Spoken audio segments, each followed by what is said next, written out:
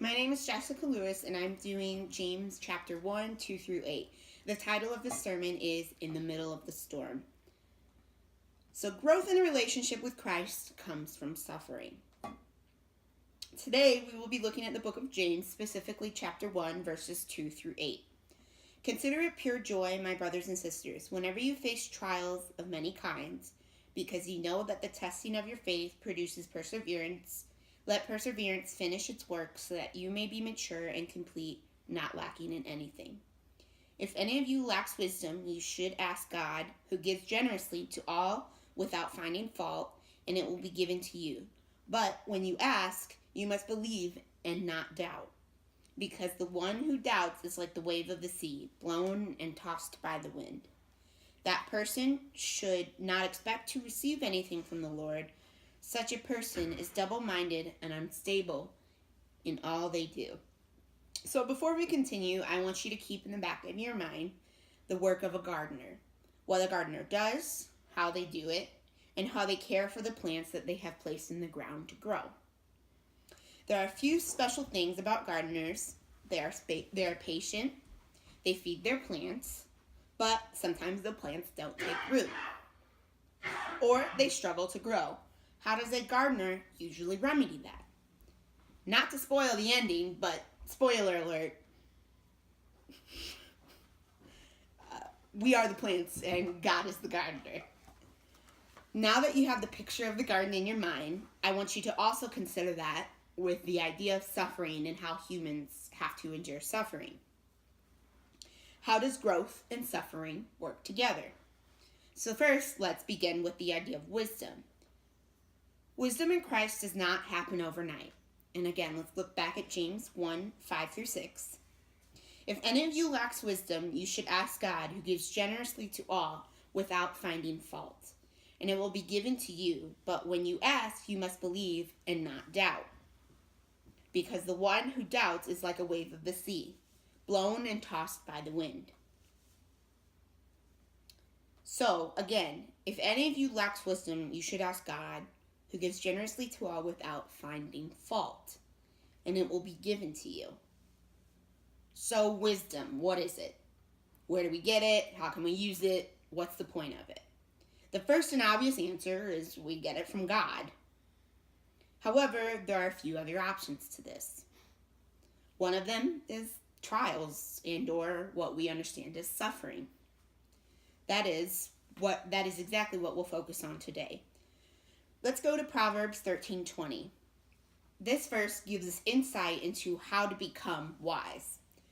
Walk with the wise and become wise, for a companion of fools suffers harm. So what this verse implies immediately is the only way you learn about wisdom is by learning from other wise people.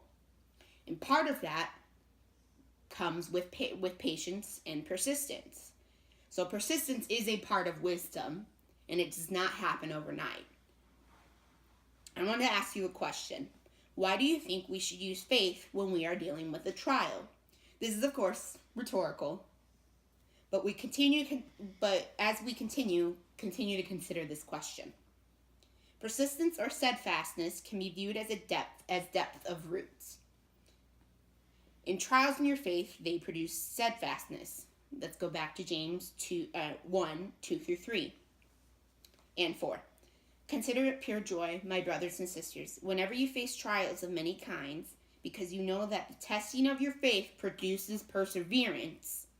Let perseverance finish its work so that you may be mature and complete and not lacking in anything. God is very clear that we will go through trials in our life, and through those situations, we become or we learn to be resilient to the difficulties of life. This is where persistence in our faith is so important. If we are going to turn trials into triumphs, we must obey 4 imperatives.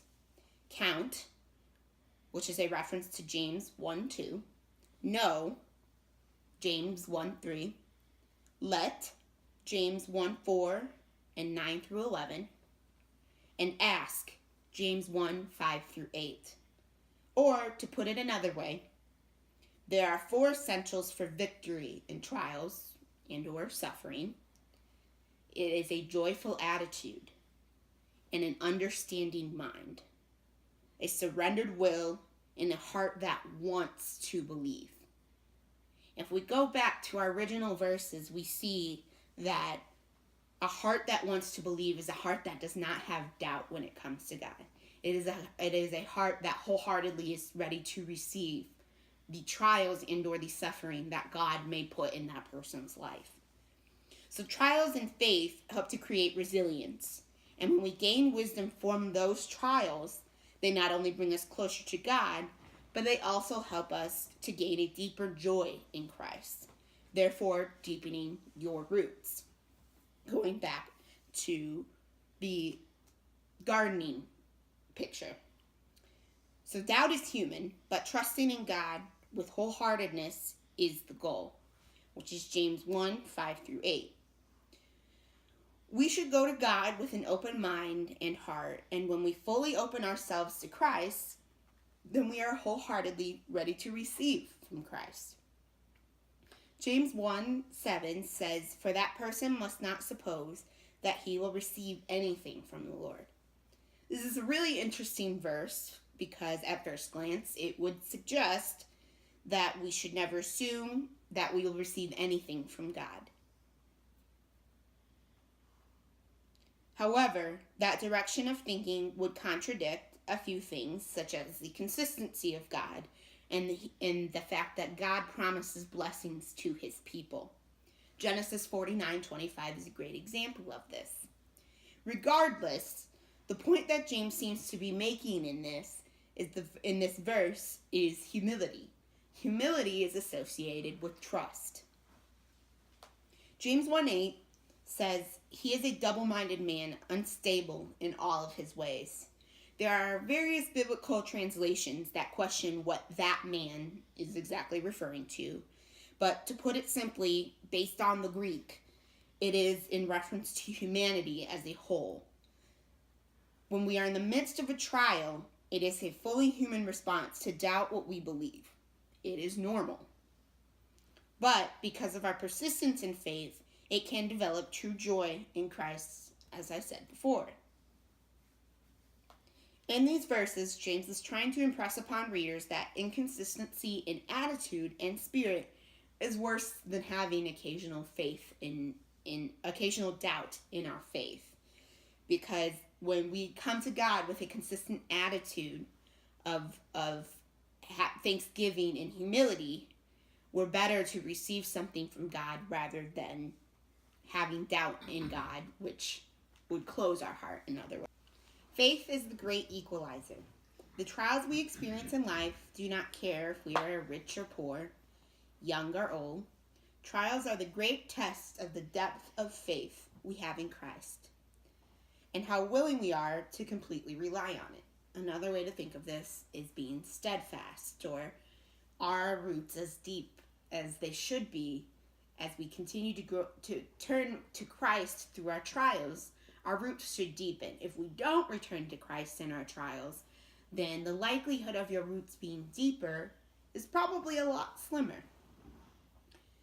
But the whole concept of faith and our difficulty in dealing with trials within it makes me think of what our true home is. That is, our home in heaven. C.S. Lewis says it best in his book, Mere Christianity. "I find it in myself a desire which no experience in this world can satisfy. The most probable explanation is that I was made for another world. If none of my earthly pleasures satisfy it, that does not prove that the universe is a fraud. Probably earthly pleasures were never meant to satisfy it, but only to arouse it, to suggest the real thing. If that is so, I must take care.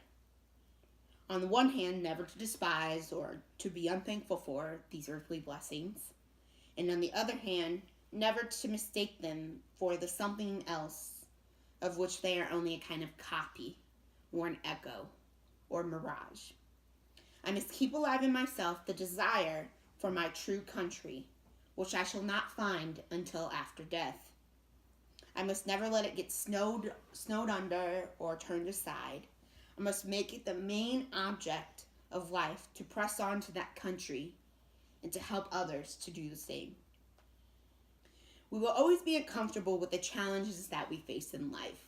Nobody wants to go through difficult things. Nobody wants to have to face them and to answer to God for them when it's our time to meet Him. The lack of comfort is partly suffering, because realistically, we were never meant to face these trials or suffering in general. That is not what God intended for His people when we were created. This is why we have doubt. This is why we struggle with suffering and constantly ask the question of why. Why me? I'm a good person. Why do I have to go through this? Why doesn't somebody bad or evil have to go through this? What did I do to deserve this? Instead of asking the question why, this is where wisdom comes in. This is where trust is so important in our faith and our walk with God. Because when we have our roots, when we are deep within the soil, because God has fed us and blessed us, instead of asking that question why, we're likely to turn to God and say, how, Lord, walk me through this each step, because I want to return to you despite the trial. So, let's be honest. We are humans and we are fallible. We never be the perfect no matter how hard we try. So our response to challenges in life may not always be the wisest of decisions. In other words, we're going to make mistakes. Sometimes they can prolong our suffering, and sometimes they might get us out of it this time. But it doesn't always necessarily mean we've learned something from it or gained any wisdom from it. However, when we persist with faith, our relationship with Christ changes. Another way to look at this is, let's go back to the plant. Our roots have deepened because of it. They will withhold the storm or the trial much better than a plant that hardly has any roots. That is infant, in other words. Prayer is a very important part of your relationship with Christ. Though this is a given, I ask you, are you talking with God? Or do you just throw little prayers up into the air and decide, God, I'm going to tell you about this, but I'm going to go make the decision on my own because I'm the captain of my sea, if you will, or the ship. Faith and wisdom come with surrender. We don't like to surrender because that means we are relinquishing control upon ourselves and our circumstances around us. Surrender like that of the ocean, or in this case Lake Michigan, because we're so close to it, the ocean or the lake cannot do anything about storms except weather it. Rather, they just have to accept it. The storm is on the sea. What are you going to do? When we accept our trials and turn to God, the doubt disappears. Our faith deepens, or our roots deepen, and God provides wisdom. In other words, it could be considered a learning experience. There's something about when we go through trials and we're in the midst of it, you can't see the forest through the trees. But when you come out of it, you now see that God clearly had a plan for you, clearly had walked you through the forest in order to get you to the hills or the valleys or the meadow, if you will. When we accept our fate, our trials, and turn to God, the doubt disappears. When the next challenge comes around and our sea gets a little choppy, we know our faith will stand. And Corrie ten Boom, who survived many atrocities during the Nazi occupation, had family members taken to the gas chambers and killed, and friends of those family members also killed. She still stood in the face of true suffering and many trials, and still was able to say, never be afraid to trust an unknown future to a known God. Our God never leaves us nor forsakes us, and that is known to us.